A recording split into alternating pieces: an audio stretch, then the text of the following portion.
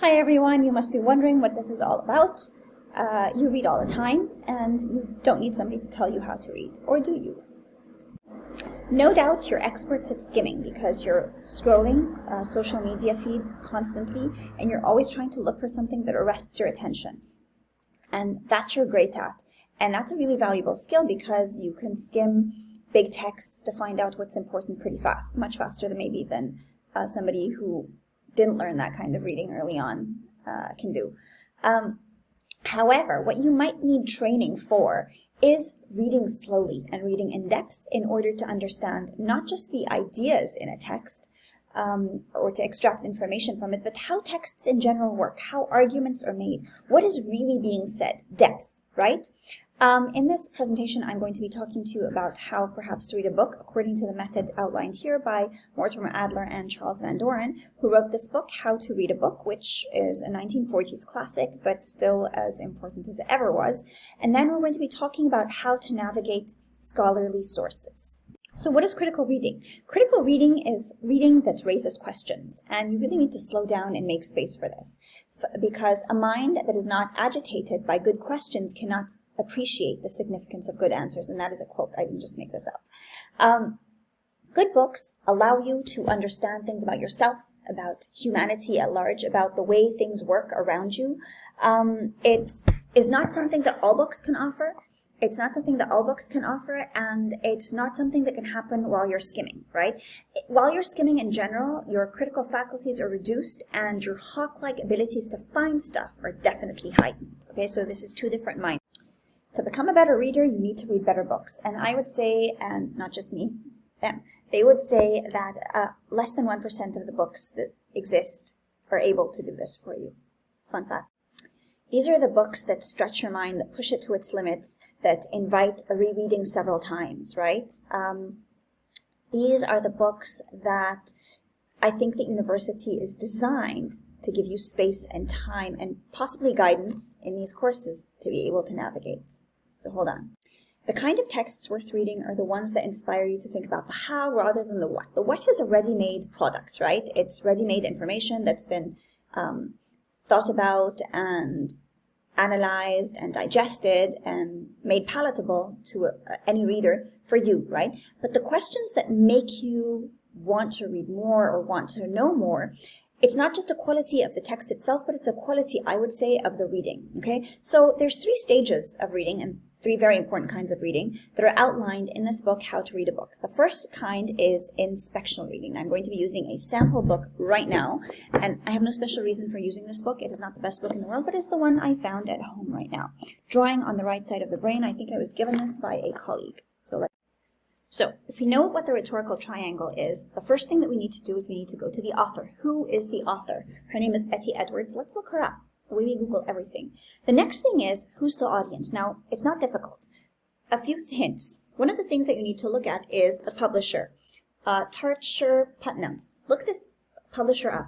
Who do they target? Do they target an art audience, or do they target a literary audience, or is this a scientific audience? Is this a self-help book? What kind of a book is this? Look up the publisher. The next thing that you need to do is you need to find out the year that this came out, and this is why these front pages are very important. So the first year it came out was 1979, and then 1989, and then 1999. Usually books don't stay in print very long, right?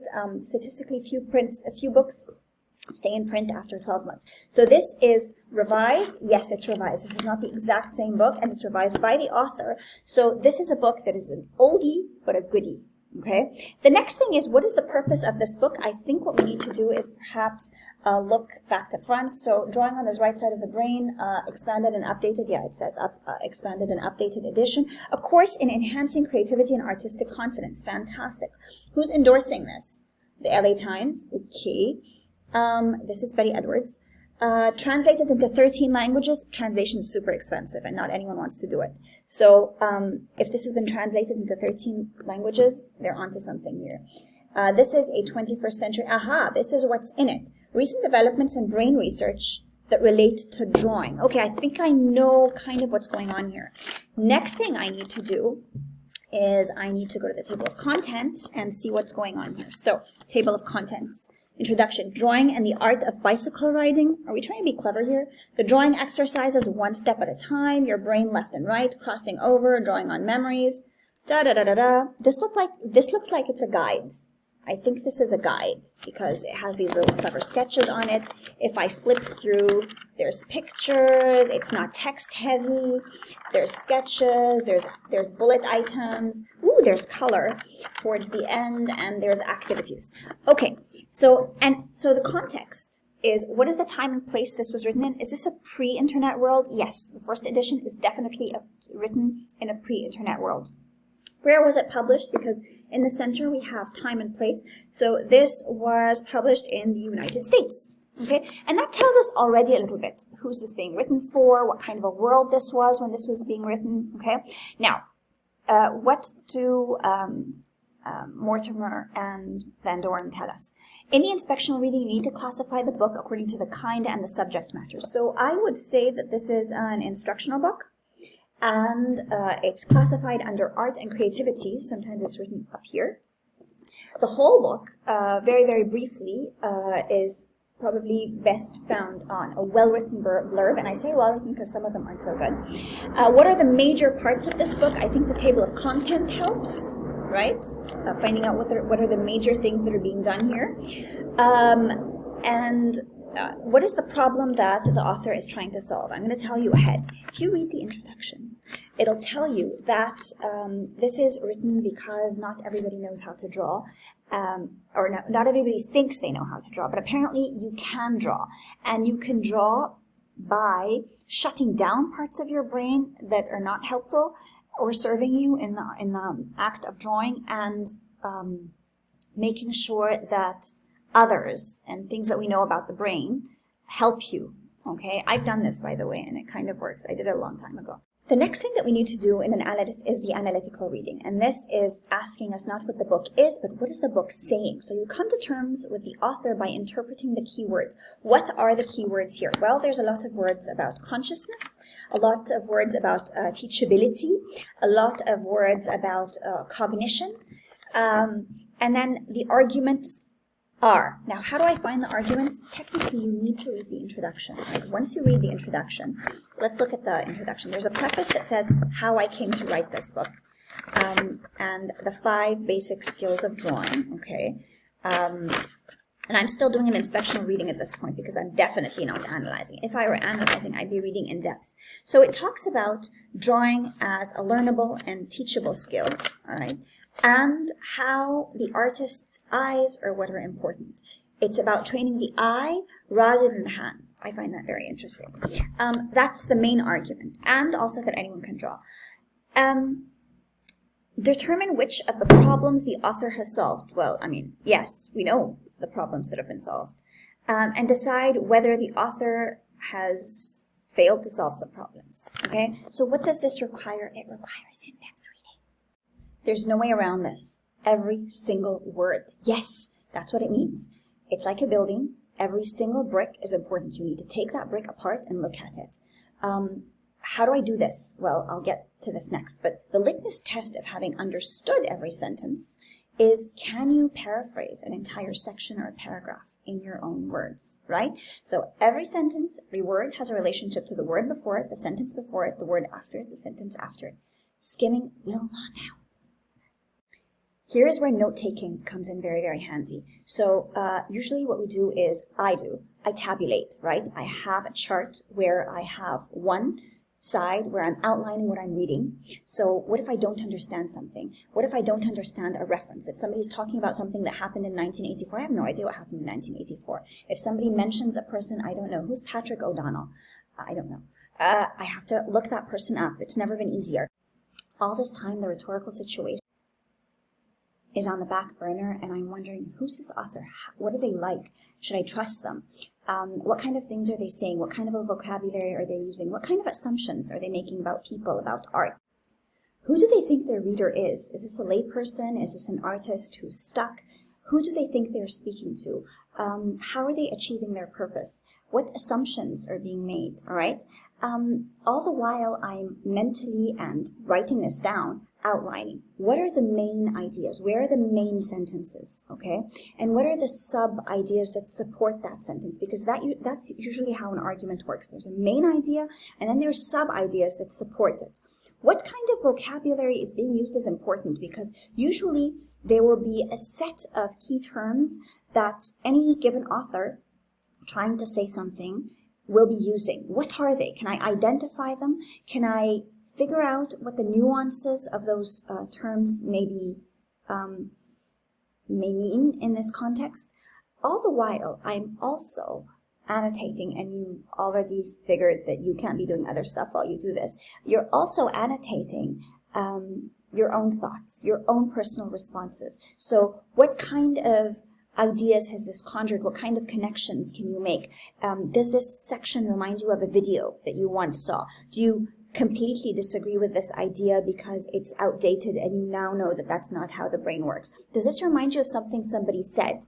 Does this resonate with another reading that you may have read within the same course or within the same set of readings? What is important about this book to you? Where do you come in? The last kind of reading is heavily enabled by a thematic seminar, where you are reading a bunch of things on one theme. And this is when you begin to see the producers of texts as people who have ideas that they happen to have written down and researched really well.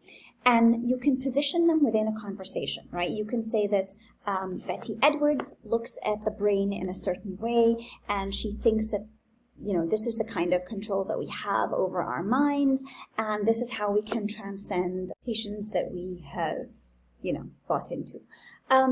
And then we can say, oh, but there's this other reading that says that maybe we can do this in our sleep, for instance. And then there's this other reading that says, you know, forget it. The way that your brain can expand will require some other measure. I don't know. But the idea is that you create a bibliography, which is a set of readings on the subject, and you begin to understand the relationship that each reading has to another. And you begin to look at readings as arguments. This is what Betty Edwards believes. This is what she's trying to tell me. And this is the kind of relationship it has to this other reading, right? And you begin to look at them like people at a dinner party. So how are scholarly sources different? These are written by scholars in a field to other scholars in the field, right? You at some point will find a specialization at university. And when you do that, you'll find that you become part of an academic discourse community. The kind of interesting new research that comes out related to your field, you have to be able to read. You can't wait for a newspaper to digest the meaning of something for you and tell you. You have to be able to go right to the source and become a critical reader, because you know that sometimes things are presented in ways that are self-serving, right? And this is part of the training that you're getting here at Liberal Arts University. So what are the parts of a scholarly source? Well, the first is the title. It'll tell you a lot. These are usually well written. And then the abstract, which is a little tiny summary that tells you everything in the source itself. We don't read it first, we read it last, and I'll tell you why. An introduction that tells us why this is being written. Why have these, look at research as something that solves problems. Everybody researches something that they find problematic and tries to get us a little bit closer to an answer. You don't have to find the answer if you're a researcher. You just have to get us a little bit, if the line that defines what we know about a topic is here, you need to shift it here. You don't need to find the answer, right? So you define the problem, you tell people this is what I'm working on, and this is why I think it's important, and these are the kinds of areas where the answer to my problem will be useful, right?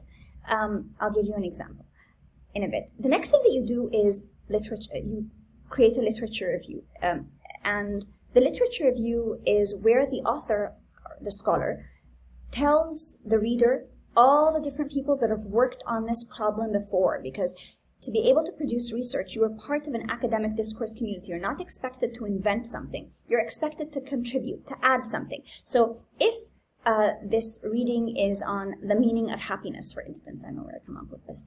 The meaning of happiness, right? You need to first say, well, Aristotle told us a little bit about this. El-Ghazali told us a little bit about this. All these philosophers, all these thinkers have worked on this problem. And more recently, perhaps, this team of scientists at Stanford University, and they've all worked on this problem, and I've read all these sources, and I know what they say, and I know what they haven't said, and that's what I'm going to be contributing to.